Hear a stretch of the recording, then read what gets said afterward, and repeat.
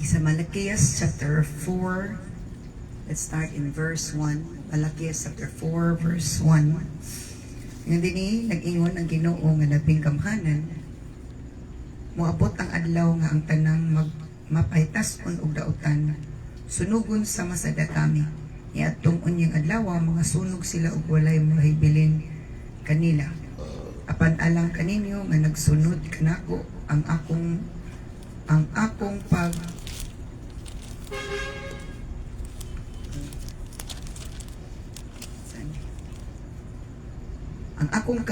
kamatarong musubang sama sa adlaw o ayos sa mga patian sama sa bidlisib sa adlaw. Manggula kamo nga manglukso sa mga sanating baka nga gipagawas sa turil ang Dios, magapanalangin siyang pulong. So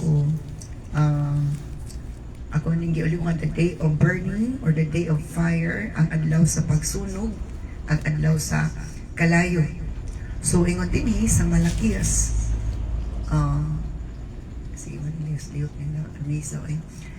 the Lord of heaven's army says, the day of judgment is coming, burning like a furnace. On that day, the arrogant and the wicked will be burned up like straw. They will be consumed, roots, branches, and all. So, moabot ko na ang adlaw, ipadayag ni Lord kang Malakias, nga hukman sa Dios, pinagi sa kalayo, ang kining mga arrogante, matod pa, man sa Dios ang tanan. Kung matod pa, during the time sa iyang hukom, na pinaagi ang iyang hukom is, ang iyang judgment is through fire, pinaagi sa pagkalayo. So kung iyong kalayo, sunog jud na siya. So yung din nga adlaw sa pagsunog, adlaw sa kalayo. Kung matod pa, kay adlaw sa pagsunog, adlaw sa kalayo, who will be burned? Kinsa may masunog? Kinsa Malakias chapter 4. Gitubag sa dini, anang adlaw sa hukom, anang adlaw sa kalayo, adlaw sa sunog. Ang mga arrogante, on that day, the arrogant and the wicked will be burned up like straw. Sa adlaw kuno sa iyan, anang adlaw sa pagsunog, sa kalayo, ang masunog ang mga arrogante o wicked, the arrogant and the wicked. Diba? Ang mga arrogante o mga dautan, dali ra gina sila mo flare up, dali ra gina sila mo silaom. Diba? Kung naakay papel karon nga imong ikuan nga gisunog, unya naadayoy dahon nga laya, dayon kadto dayong bakal, masunog gid o dali ang sani kining dahon nga kining laya o bitawag hay or straw. Sumuna nga kasagara during sa panahon nga testing sa mas kalayo nga mga pulong, ang dali mo react, kusog mo react nga defensive, mo na sila ang masunog. O matod dito day anak sa kalayo, ang masunog, the arrogant and the wicked will be burned up like straw.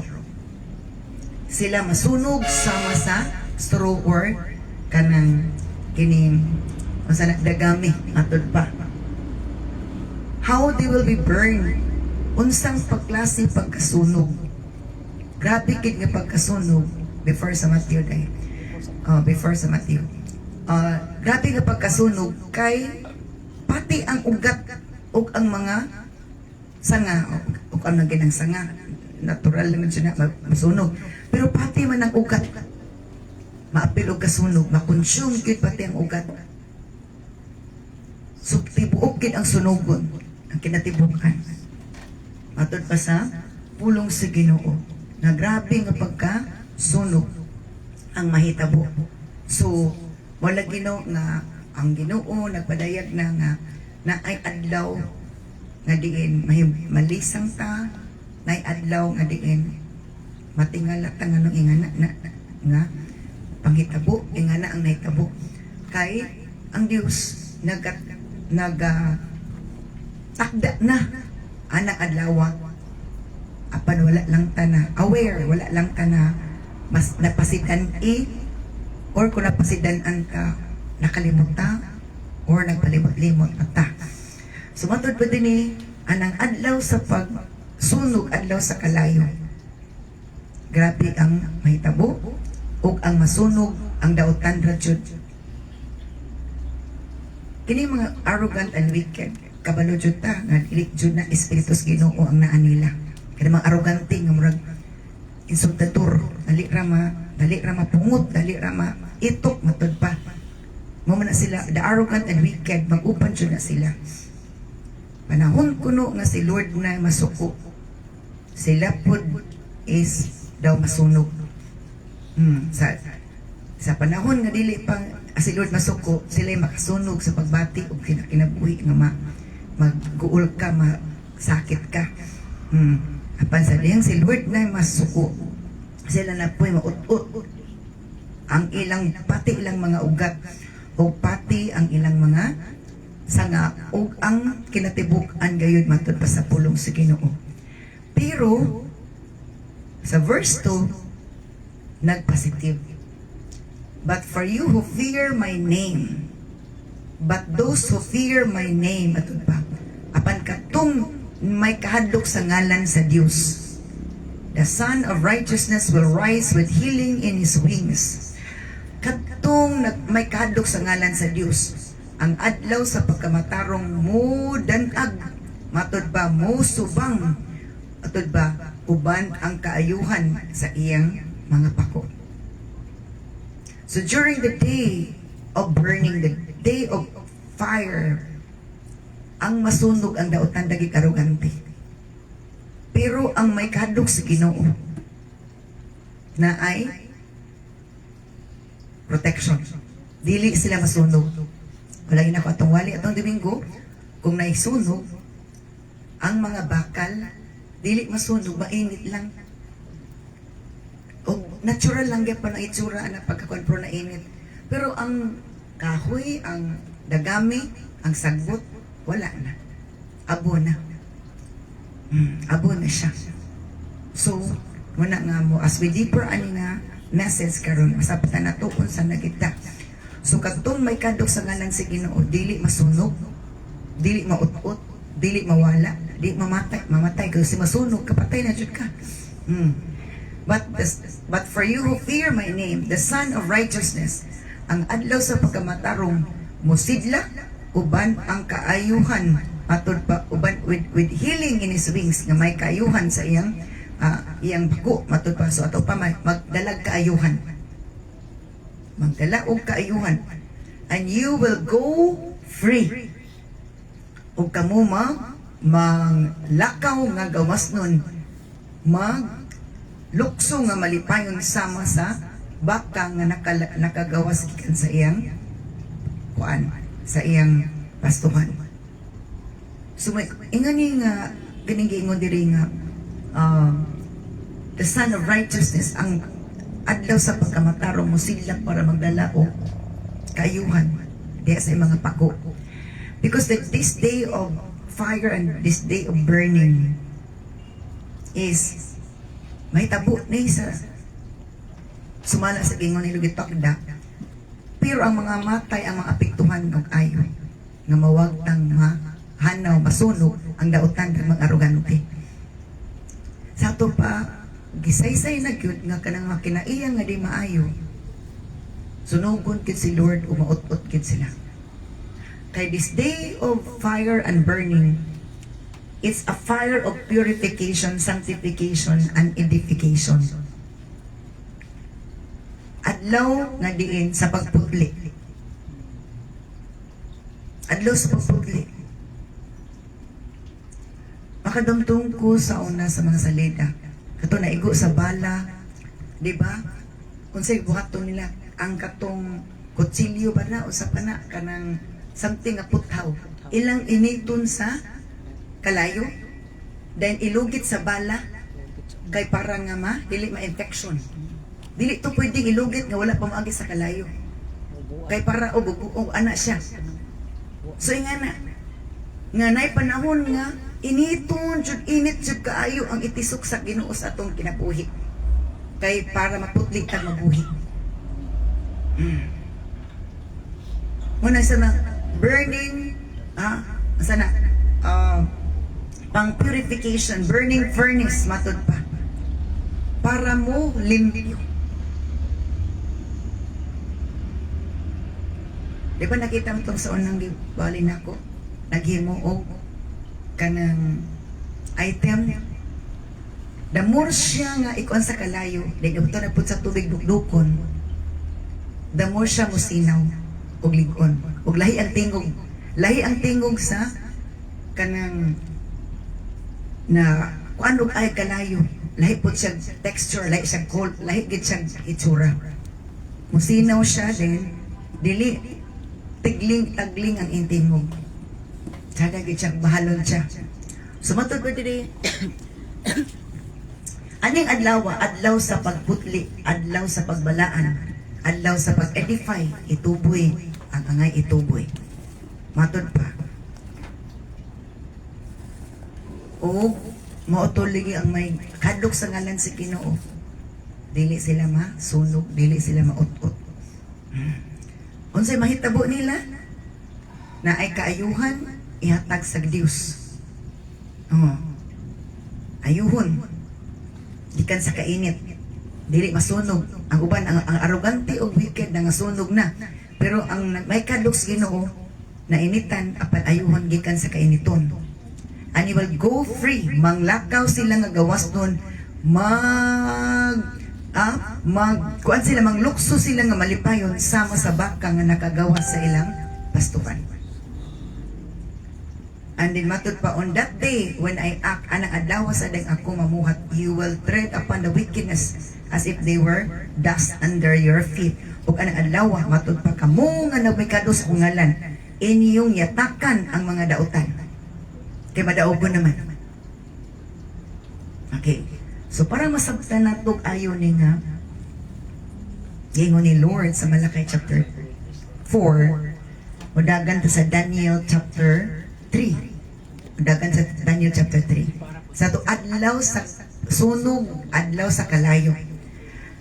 Nahitabo na kang Shadrach, Meshach ug Abednego dito sa Babylonia.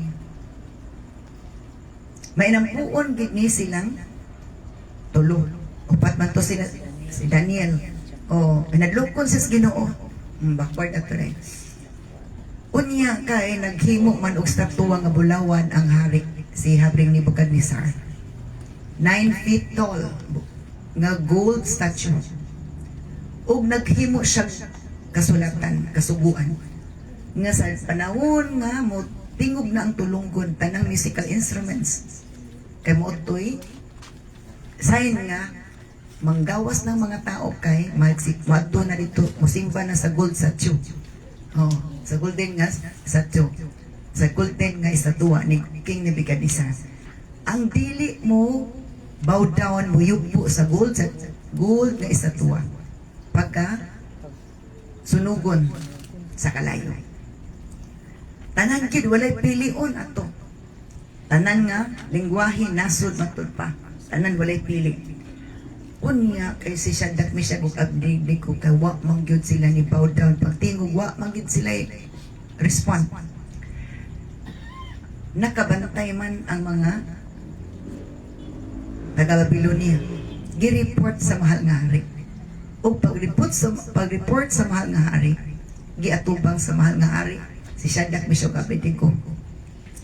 Sa verse 13, matod pa, sa verse 11, nag-isaysay din ang decree, ang kasulatan nga naanamay kuan balaod nga kadtong dili mutuman sa pagsimba sa bulawan nga sa tuwa nga 9 feet tall naghimo ni King Nebuchadnezzar, ilabay gid sa nagdilaab nga kalayo. O matod pa napakaplagan sa verse 12 nga si Shadrach, Meshach ug Abednego wala jud. O matod pa sa verse 13 pagkabalo ni King Nebuchadnezzar, pertidyo niyang laguta. And nag-order siya. Ingon siya. And ordered siya na siya ka Abednego, be brought before him. Kinangnan dalon si siya na siya ka Abednego kang King Nebuchadnezzar. When they were brought in, sa diyang nakasulot na sila, siya na siya ka Abednego. Atubangan ni King Nebuchadnezzar. Nebuchadnezzar said to them, is it true? Tinuod ba siya na siya ka Abednego? Nga ni balibad mo sa pagsimba sa akong Diyos and to worship the gold statue that I have set up. Giklaro dyan niya. Kaya sumbong raman to ganina. Giklaro niya, gipatubag niya ang kuan, ang tulo. O ingon siya, ingon sa verse 15 sa Daniel chapter 3 verse 15. I will give you one more chance, tagaan ta mo sa kahigayon. Aron, and worship the statue that I have made with, when you hear the sound of the musical instruments, tagaan ta mo sa kahigayon. Sa diya, nga mutingog na lang tulunggo ng musical instruments, kinangnan mo, yukbo na mo sa akong himo nga tatuwa. But if you refuse, insaapan kung kamo mo, balibad mo dumili, you will be thrown immediately, ilabay dyan mo diritso, dito sa naglilaap ng kalayo. And then what God will be able to rescue you from my power. Kung mahitabo na siya, dak misyo ka Abednego. Kinsa man nga Dios ang makaluwas ganinyo gikan sa akong gahom o sa akong kamot. Unsay tubag, Shadrach, Meshach, and Abednego replied sa verse 14, O Nebuchadnezzar, we do not need to defend ourselves before you. Silang tulo nagkasilabot gid sila. Nganuman, pareha sila og desisyon. Nganuman, pareha sila gigiyahan sa Espiritu Santo. Unsa man ilang desisyon sa hulga. Di ba adlaw to sa kalayo? Adlaw to sa kalayo. Gisulayan sila. Kung mo yukbo pa sila. O matod pa din ingon sila. Kinahanglan dili nami mo depensa sa among kaugalingon at ubangan kanimo mga ari. Kung itambog kami sa verse 17, kung itambog kami sa naglilaap nga kalayo, ang Dios nga among gialagaran magaluwas ka namo. Kung ugaling dili man miniya luwason, matod pa, gikan sa imong kamot o mahal nga hari. Matod pa, dili mi mo yukbo ya kanimo. Matod pa, we will never serve your gods or worship the gold that you have set up. Silang tulo pareha og desisyon. Kaya nga naman, the same sila nagigayran sa Espiritu Santo. Ang guidance sa Espiritu Santo is matod pa, pareha atong nagpagliya sa Espiritu Santo. So verse 19, perti yung sukuan ni King Nebuchadnezzar kang Shadrach, Meshach, at Abednego ug ang iyang naong pertijong nalain, and he commanded that the furnace be heated 7 times hotter than usual. Sa kapungot ni King Nebuchadnezzar, gisugo niya ang iyang mga tao, inita ng hudno kapituka bisis kasuko. So kamatayon dito, diba? Kamatayon, fire, the day of burning, the day of fire. Unsay sinugdanan? Ipasimba sila sa ipaapil sila simba sa Diyos nga bulawan nga gihimo nga 9 feet tall nga hinahimo sa tao. Ug matud pa, kapitugid ka pieces igipainit. Then he ordered some of the strongest men of his army to bind Shadrach, Meshach, and Abednego. Iya din gipagapos ang tulo. Umatod pa, pag umagapos, ilabog na sila dito sa nagkilaab nga kalayo. Sa verse 20. So they tied them, so go masari, gigapos in town silang tulo, o gilabay dito sa nagdilaab nga kalayo nga pertidyong dilaaba. Fully dressed in their pants, turbans, robes, and other garments. Uban silang sangina. Gilabay sila dito. And because the king is in his anger, had demanded such a hot fire in the furnace. The flames killed the soldiers as they threw the 3 men in. Tungod sa kainit sa kalayo, katong sundalo,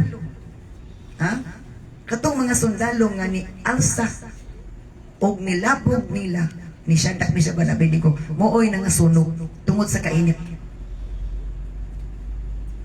So Shadrach, Meshach, ug Abednego securely tied, grabe gid pagkahikot, fell into the roaring flames, nahagbog dito sa dilaab nga kalayo.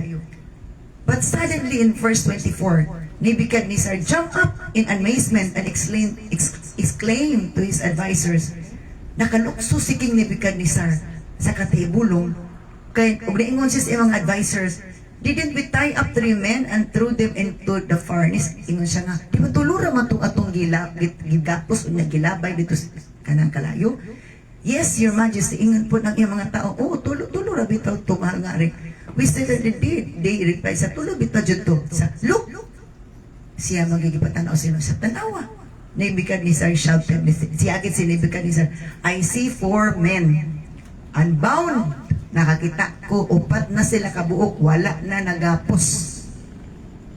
Walking around in the fire unharmed.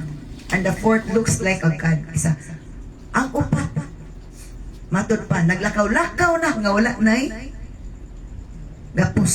Wala na'y pisig gapos. O ang kaupat ko no, daw Diyos. Nga nung wala man sila nasunog, nga literal naman gito nga kalayo. Nag-ingon na ang Malakay chapter 4 nga panahon sa kalayo, panahon sa sunog, ang masunog katurang dautan o arogante. Di ba nasunog ang sundalo?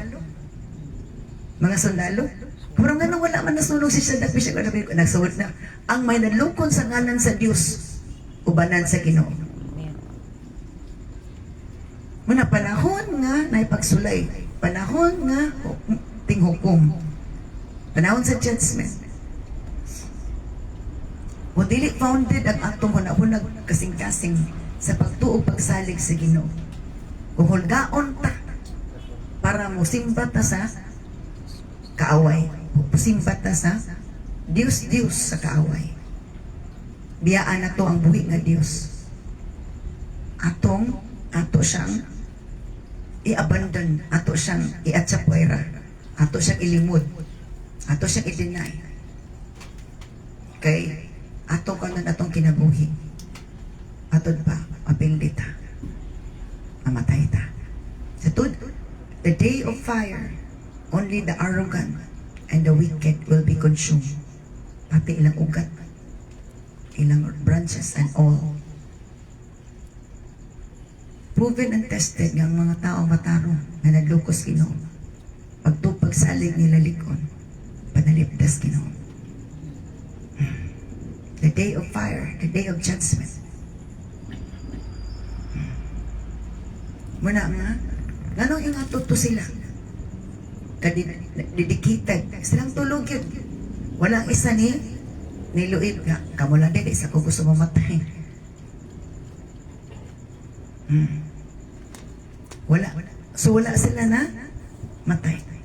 Nga naman, sa tuwa. Sa Malakay, itong ibasa chapter 4, panahon sa hukom sa kalayo, ang dautan drag arogante, maut-ut, masunog, mawagwagtang. Apan ang may kadok sa ganan sa Dios, nagatakot si Ginoo, panalipdan sa Dios. The Son of Righteousness will rise with healing in His wings. Huwag matod pa, unsay nahitabo? Bisan kuno ang buhok ug ang ilang sa ninakwa, joy sunog. Kay, nag-ingon na pulong sa Ginoo.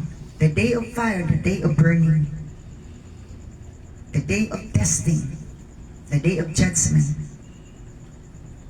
Panalipdan ni Lord ang ligo ng pagtupagsalig sa Diyos. Dili mga dautan. Ang mga dautan, moray magbangutan. So, kanang maminaw ta sa pulong, kaya ginatudluan ta, panahon na testingan ta, kaya naminaw ta, akasabot ta, magkapasal ta. O makapasar ta, mabuhi ta, madaogon ta. Apan kung dili ta kapasar, delikado ta.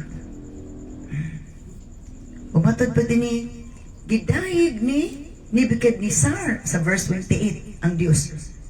Then Nebuchadnezzar said, matod pa, praise to the God of Shadrach, Meshach, and Abednego. He sent his angel to rescue his servants who trusted in him.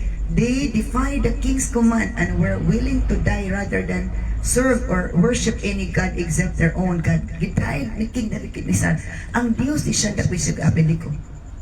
Matod pa, gipadala daw sa Dios, napadala ang Dios nila og anghel para i-rescue ang iyang mga sulugoon. Ug matod pa, ilang gisupak ang sugo sa hari. Andam sila magpakamatay. Aron lang serbisyuhan, alagaran ang Dios nila. Ug dili mo alagad sa Dios. Ngayon mo lang tao nga pwedeng taas sa bulawan. Ug ingon siya, therefore I make this decree, naghimo siya bag-ong kasuguan, bag-ong bag-ong balaod. If any people, ang bisan kinsa nga tao, whatever their race or nation or language, unsa man ang ilang mga kaliwat, unsa man sila nga mga nasod, unsa man ilang lingwahe, speak a word against the God of Shadrach, Meshach, and Abednego. Kung sila mustupak sa Diyos ni Shadrach, Meshach, and Abednego, they will be turned limb from limb, and their houses will be burned into heaps of rubble. Pag kunis-kunison sila o ang ilang mga balay, pagasunugon. And there is no other God who can rescue like this. Kaya walay laing Diyos nga makaluwas sa maani taghimo nila ni Shadrach, Meshach, and Abednego. Then the king promoted Shadrach, Meshach, and Abednego to even higher positions in the province of Babylon. Gipromote sila. Higher positions. Mato ganina, they will go free. Di ba connected? They will go free. Matod pa sa Malachi chapter 4 verse 2. They will go free, leaping like cubs let out in the pasture. Manglakaw sila. Gawas doon sila. Manglukso sila sa kalipay. Sama sa baka nga nakagawas silang turil. So ingan, dako kay nga pagsulay, grabe nga pagsulay, init kay nga pagsulay. Di barog lang gid sila sa Ginoo, kamainiton sila nangalagad sa Ginoo. Bisag hulga na silang dili ipaampo. Hulga na sila dili, kung dili sila mosimba sa Dios sa pikas. Sa ilang Dios sa pikas, kay lahi man ilang Dios. Wala sila nakadlok. Kay may dako sila kahadlok sa Ginoo. Wala sila nahadlok sa order sa hari nga gigamit sa yawa para masimba siya. Apan may dako sa kahadlok sa Ginoo. Kung naitay dakong kahadlok sa Ginoo, padalitan tas Ginoo. Pero madlok ng tao. Di ta madlok sa Ginoo. Ingan. Abaw na to na may kahadlok sa Ginoo kay matahod man taniya. Sa iyang pulong, matahod ta. Tahod ta siyang alangkad nga sakto. Tarong. Daghan kay timailan nga nagtahod tas Ginoo. Kung nagtahod tas Ginoo, nagtahod tas iyang mga lakad, nagtahod tas iyang pulong, nagtahod tas iyang balay. Hallelujah. Sumatod ba din nga wala gid sila na unsa. Ito, the sun will rise with healing in its wing. They will go free, leaping like cubs let out of the pasture. Muna nahitabo. The day of burning, the day of fire, ang may kadlok sa Ginoo, moray maluwas, madaugod, malipayon. Apan arrogante o mga wicked, nga, dali ra masunog, dali ra kayo gamay istorya, mura nag-high blood. Diba, ang arrogante, wicked, dali ra din na masuko sila. Batang humble, dili. Umatod pa sa pulong sa Ginoo, sa 1 Peter 1:7. 1 Peter 1:7. Tanaw na to na. 1 Peter 1:7. So be truly glad. There is wonderful joy ahead even though you have to endure many trials for a little while. Sa pagkalipay gayud kamo, kay na ay kalibulong nga kalipay nagpaabot ni antong makalahutay sa daghang mga pagsulay for a little while. These trials will show that your faith is genuine. It is tested as fire tests and purifies gold, though your faith is far more precious than mere gold. So when your faith remains strong through many trials, it will bring you much praise and glory and honor on the day when Christ Jesus is revealed to the whole world. Kaning nga mga pagsulay, magpahatag kaninyo, atod pa, magpakita sa inyong pagtuo na tinuod siya.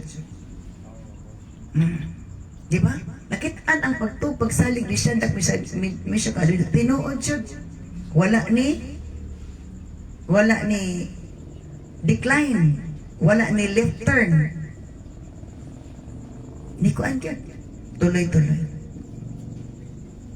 Muna resulta kung maminaw tas pulong sige na mamalandong tas Ginoo, di kay pero paminaw-minaw lang ta. Iwalay wala naminaw ka kinaminaw-minaw lang ta. Kaya kung maminaw ta, makasabot ta. Kung makasabot ta, mudugang na sa atong pagtuog palig-on. Ang pulong sinong palig-on na to, mo dasig na to, milipay na to, mugiyan na to, hinlo na to. So these trials will show that your faith is genuine. Kini nga mga pagsulay, magpadayag ng imong pagtuo, tinuod. It is being tested as fire tests and purifies gold. Gisulayan sa mga ang kalayo, musulay o muputli sa bulawan. Though your faith is far more, kung inyong pagtuo, matod pa, hamili ba kaysa bulawan. So when your faith remains strong, kung ang inyong pagtuo nagpabiling nga ligon, sama ni siya, at siya nabinig ko, basta itambog na, tato pa, mamatay na to sila. Isa, dili may muyubo sa imong bulawan nga sa tuwa mahal nga ni. Kaya among Diyos, luwas ka na mo. Kung dili man niya luwason, dili gyapon may muyubo sa imong Diyos. Umatod pa, balik ko na. So when your faith remains strong through many trials, kung ang inyong pagtuo magpabiling nga likon, taliwala sa daghang mga pagsulay, it will bring you much praise and glory and honor on the day when Jesus Christ is revealed to the whole world. Maghatag ka na ninyo og pagdayeg, matod pa og himaya og dungog sa adlaw. Di ba to? Gidayeg si Shadrach, Meshach ug Abednego. Pero before ana, gipistahan sila, nangamatay na, inalaglag na, o kay wala sila nagsimba sa atong Diyos. Gipistahan sila, ay tudagkan, gikadyawan to sila. Remember, ang pangpangantyaw dili ginayas Ginoo. Instead mangantyaw ta, magampo ta. O batod pa, ang inyong pagtuo, masuta kung ligon ba. Kung napabilit mo lagi to. Kung sunugon ang bakal, ang sa Bisaya sa bakal, puthaw. Oh, naay nag-abay na gisunog, gamay pagkalayo. Gamay pagkalayo. Naay kahoy, naay kanang sagbot o puthaw. Ang sagbot o dagang sagbot o kahoy, sunog dyan na. Pero ang puthaw, pabilin na puthaw. Nainit lang siya, pero wala siya na-deform, wala po siya na unsa. Kasi nga kung ang tumbang tuo, so layon, wala ka na-discourage, padayon lang kyapon ka. It means lingkon siya ka, daw bakal ka, daw puthaw ka, lingkon ka. Pero gamay bigil, magluod na neta. Maigo, tas pulong sige no, luod na neta, balin na tagsimba. Wala kaya pa yan, nada. So matod pa din nga, ang pagtuo na to ginasulayan, kung maghatag kinigday, pagday, kung gimaya, o to giday, mismo, gipakita, gid ni Lord, kang Shadrach, o ni King ni Nebuchadnezzar, kung sa gibuhat niya, nakaluksugod siya sa kahibulong, nga nung upat na kabuok mo niya, wala lagi kapos. Naglakaw-lakaw sa kalayo. Sa to, the day of fire, the day of burning. So, sa pasabot ani sa 1 Peter, ang mga pagsulay daw kalayo. Trials. Magsulay ka na to daw kalayo. Magpadayag na kung ligo na bata. Masunog bata. Masunog ba itong pagtupagsalig. Atod pa sa pulong si Ginoo. And then, maybe this is the last verse. Zechariah chapter 13, verse 8 to 9. Zechariah. Ito sa minor prophets. Kaya po na. Zechariah.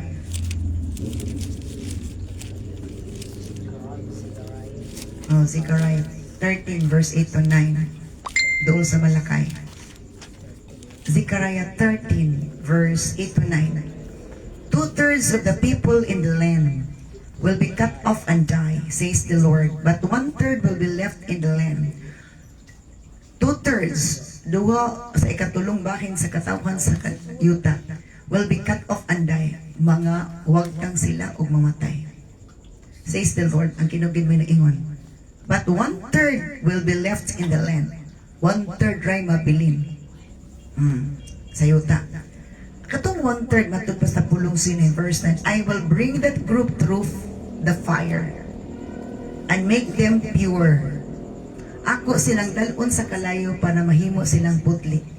I will refine them like silver and purify them like gold. They will call on my name and I will answer them. And I will say, these are my people, and they will say, the Lord is our God. Ang Diyos mismo nagpaluyo sa mga panghitabo. Abi natog aksidente ra. So nga ni siya.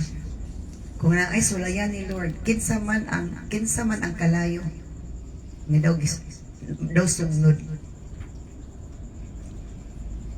Kinsa may gisulayan, kinsa may tester o kinsa gitistingan. So kanang sige og kanang mga tao nga sige og kuan sa matarong, sige og bira sa matarong, sige sultik di mao, muna sila yung mga fire nga mag-test. Ang ilang gitistingan bulakan man ang gitistingan, dili man ang fire ang bulakan. Ito, I will bring that group, the 1/3. Ito mabilin sa yuta, human niya. Kung ano, pang wala os kalibutan. I will bring that group, ang 1/3, through the fire. Akong dalon sa kalayo. And make them pure para putlion ako sila. And purify them like gold. Ako silang putlion sa masabulawan. They will call on my name. Tawag sa kungalan. Kaya kinsa man ni sila, mga matarong, mga righteous, mutawag sa ino panahon sa pagsulay, manawag sa Ginoo, dili manawag og yawa. Dili magbagot po. I will purify them like silver, I purify them like gold. They will call on my name and I will answer them, and I will say, these are my people, and they will say, the Lord is our God. I-acknowledge sino, muni akong katawan. Kinsa ang katawan? Kadtong pasar sa kalayo nga testing. Paabuton kita, iya kitang sulayan sa kalayo nga pagsulay. And then matod pa sa Jeremiah 23:29, dili ba ang akong pulong sa masa kalayo? Nay mga panahon na pulong sa inumurag kalayo ha sa kanang init jud kay sanan. Init jud kay sanan. Nga namang init, ipainit atong pagtupagsalig si Ginoo. Kay nabugnaw na. I will bring that 1/3 through the fire. Ug sila akong katawan, ug maingon sila, ang Ginoo atong Dios. I-acknowledge sila sa Lord, ug i-acknowledge po nila ang Ginoo ilang maong Dios. During the day of fire, the day of burning, kuyaw kay na siya, sakit kay na siya. Ang mabilin nga mapasalamaton, gagaday kasimba. Matod pa, mang lukso sila nga malipayon daw mga baka nakagawa sa turil. Malipayon sa kadaugan. Pero before anak, grabe gyud nga pagsulay. So during sa pagsulay ko ba nga matay na nga bilin kay gi nakutay kay sila ligon. Muna nga anaro na to tong kagalingon nga maka may mo tang ready dili kay gusto lang tag sayon sayon na ay mga pagsulay nila sa atong alison. Dali na tamang luod, dali na tamang bikil. Ang saan na to pagligon? Dili ta kalahutay sa mga pag-ampo, dili ta kalahutay sa word, dili ta kalahutay o mabilar ta, dili ta kabilar para sa Ginoo, pero makabilar ta unsay bilaran sa kalibutan. That's unfair before the Lord. That's part of testing in our lives.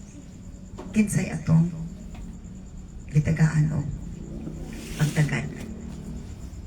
Ang kalibutan ba o naghimo sa kalibutan? Si Lord kin mismo matod pa ang usulay. On that day, the arrogant and the wicked will be consumed. At ang may kadok sa ngalan sa Diyos, maoray iyang luwason. Mga lipay sila mo, lukso sila nga malipayon. Sama ni Shadrach, Meshach, ug Abednego. So kung dali na tayo mapikil atong kasing-kasing, emotionally we are not strong. Dali na tayo mapikil ang atong kasing-kasing, dali na tayo mangluod, dali na tayo malain. Delikado. Dili ta mulig-on ana. Physically dili ta strong, emotionally dili ta strong, and then spiritually dili ta strong. How can we survive the fire, the day of fire, the day of burning, the day of trial? So sabto na to nga dili ta mo pili sa test. Si Lord, wala tay choice kung kita ang estudyante mo take kita sa test o take kita sa exam niya. Si Lord atuman Lord and Master, siya mo hatay sa atong exam, siya mo hatay na itong test niya. Wala gito na yung mga test na kanpod magbari test. So kinanglan nga ang Ginoo mahimuot sa itong kinabuhi kanunay. Kabalo si Lord sa itong kasing-kasing, kabalo si Lord sa itong priority, kabalo si Lord unsa atong paghatag o value sa iyong word, value sa prayer, value sa adlaw sa Ginoo, value sa adlaw sa pag-ampo, panahon sa pag-ampo, value sa pagsakripisyo, value sa respeto. Amen. So mo na igsuon, we have to remember kawala na bata kawaluon sa nag-adlaw kanus ana itest na ni Lord.